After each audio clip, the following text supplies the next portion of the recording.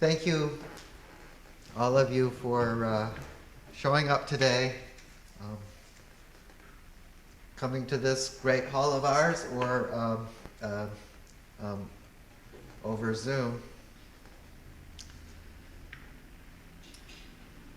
Winter nights, more than anything, this reminds me of tending my family fireplace fire. Red brick, big hearth, spiral chain spark guard, wrought iron grate, L-shaped poker. I'm the youngest and the only boy in a house full of women. This was my niche.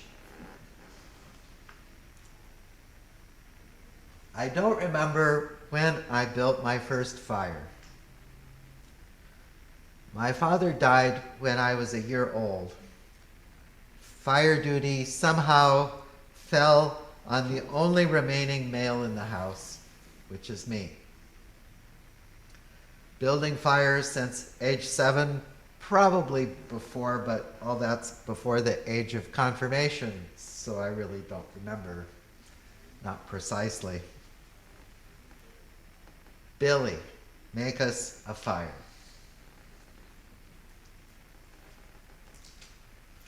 There is craft to a fire, both in starting it and in sustaining it. Of course, you need fuel, logs of wood, that's one kind of fuel, and kindling, paper and twigs. That's both the other kind of fuel and two kinds of kindling. And a spark. You knew I was going to say this. You need a match to get things going. You light the match kindling, which lights the tinder kindling. Concentrate the hot airflow under the wood, the logs of wood, and they ignite. You need to manage the heat flow, ensure enough airflow. Sometimes I bow forward, blow, the coals glow brighter, the heat rises, the arrangement of the logs matters, the placement of the kindling matters. Some arrangements concentrate heat more than others. Log pyramids concentrate more than logs stacked flat. Structure and airflow. This earns me my niche. Billy, make us a fire.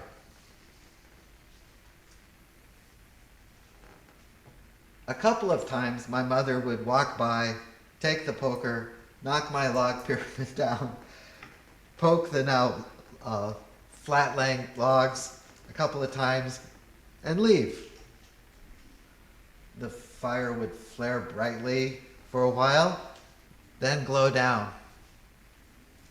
I'd come in, add kindling, rebuild pyramids to concentrate heat, pick spots to blow on, and nurture, get the fire going again. Now, some of you think I'm talking about how to make a fire. Like I'm the sciencey barbecue guy at a UU potluck, somewhere on the spectrum from nerdy to quirky. And some of you might think I'm talking about something else. And maybe everyone's right. The basics surely matter. Fuel, air, heat, matches, all basics. Beyond these basics, structure matters. Kindling matters. Two kinds of kindling, actually. Structure matters because some structures let air flow while concentrating heat, keep fires going.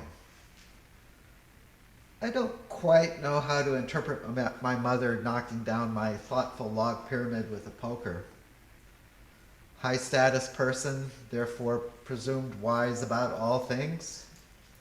Anyway, she's my primary sponsor, monitoring my moral development, feeding me, and supplying all the wood, matches, and my pajamas.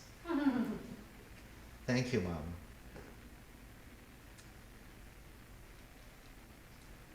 When the fire is going, maybe especially when the fire is going, I just like watching it. It's kind of like when the oven light is on. A cold winter's night, and I have a fire to ponder. And a lot warmer than fishing. For South Dakota boys, those two socially acceptable meditation practices, fishing and watching a fire.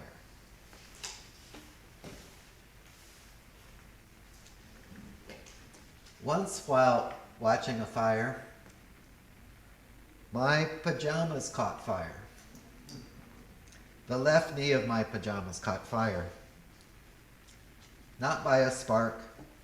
Technically, my pajama knee merely warmed to reach its kindling temperature. This is in the 1960s, an era of unregulated pajama material. And polyester burns, man. Polyester burns. Anyway, a quick swipe of my hand and that side blaze is extinguished. No sweat, no adrenaline spike, nada. Like, I'm paying attention, you know? No big deal. And this is the only record of this incendiary moment. No mother investigating the whiff of burnt kid. No laundry prep fingering of scorched pajamas. I never told anyone until today. I had my niche, you know?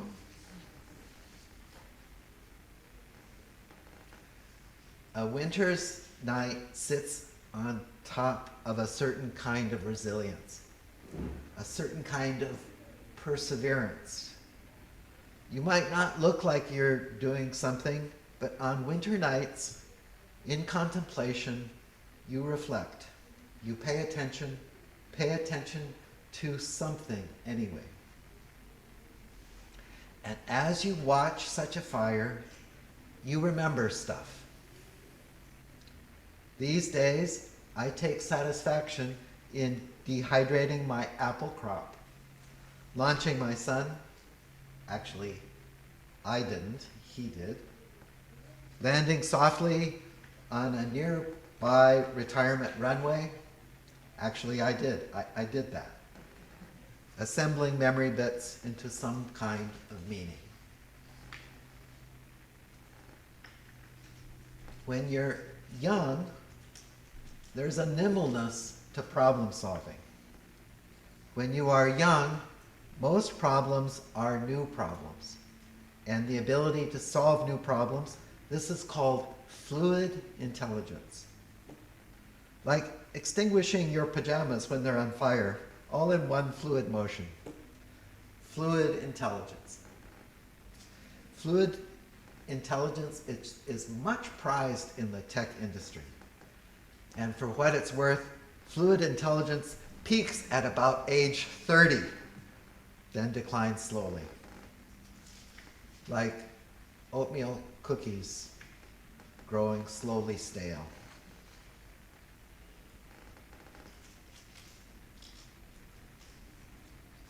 And when you're watching a fire, remembering stuff, making meaning from remembered bits, this calls on a different intelligence, crystallizing intelligence.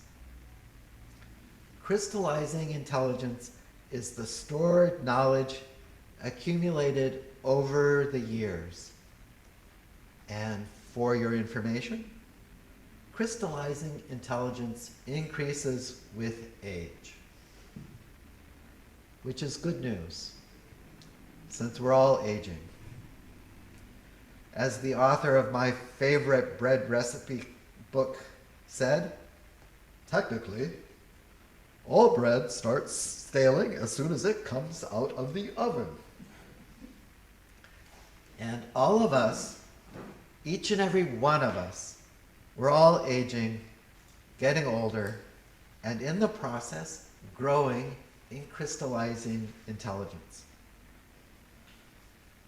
Crystallizing intelligence is what's enhanced by pondering a fire on a winter's night.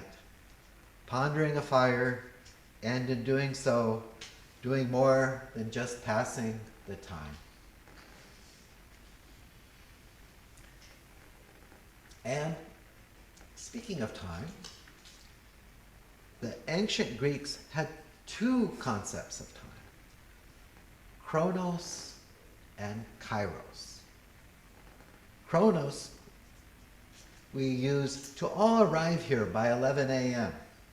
Chronos time is stopwatch time. You bake bread by chronos time. When your alarm intrudes upon you at 7 a.m., when you rise to this morning alarm, you are living by chronos time. In contrast, kairos refers to opportune moments and ripe seasons. In Greek, kairos has two etymological roots: the warp and weave of a cloth, and the precision implied by a bowstrung arrow. Warp and weave of cloth. Does that not remind you of the structure of burning logs? And that focused, pointing arrow, does that not recall the concentration of heat?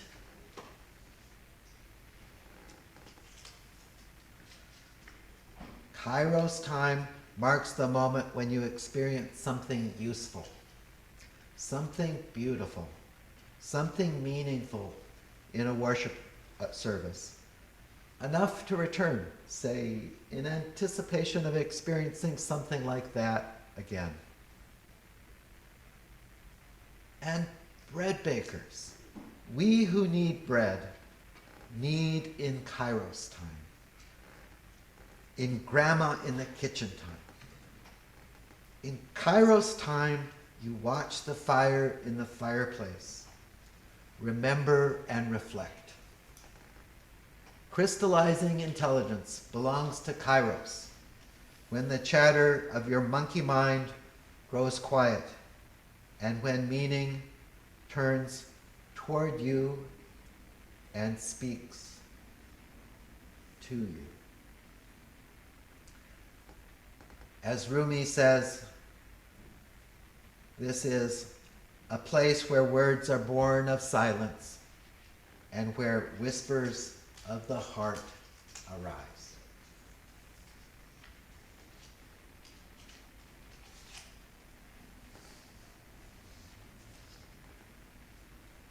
Today's burning bowl ritual is constrained by, no fire. You are all asked to write something down, maybe something you want to give up, a resentment, a grudge, some part of your self-image that it's time to release. Something to shed and something to shred. A message of hope from your wiser present self, your more crystallized self, to your aching past self. Maybe some old family squabble doesn't quite seem worth the bother anymore, because we've learned such grudges take on a life of their own, and we want to step outside that puddle of a muddle.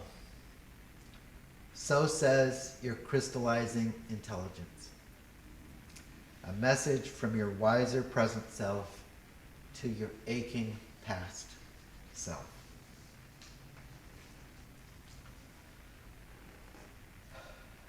With hope and peace, please spend some kairos time to breathe and reflect. For some, it's the inspirations during a shower. For some, it's kneading bread or stirring a soup. For some, Kairos time comes in the form of prayer, or going to church, listening to a sermon.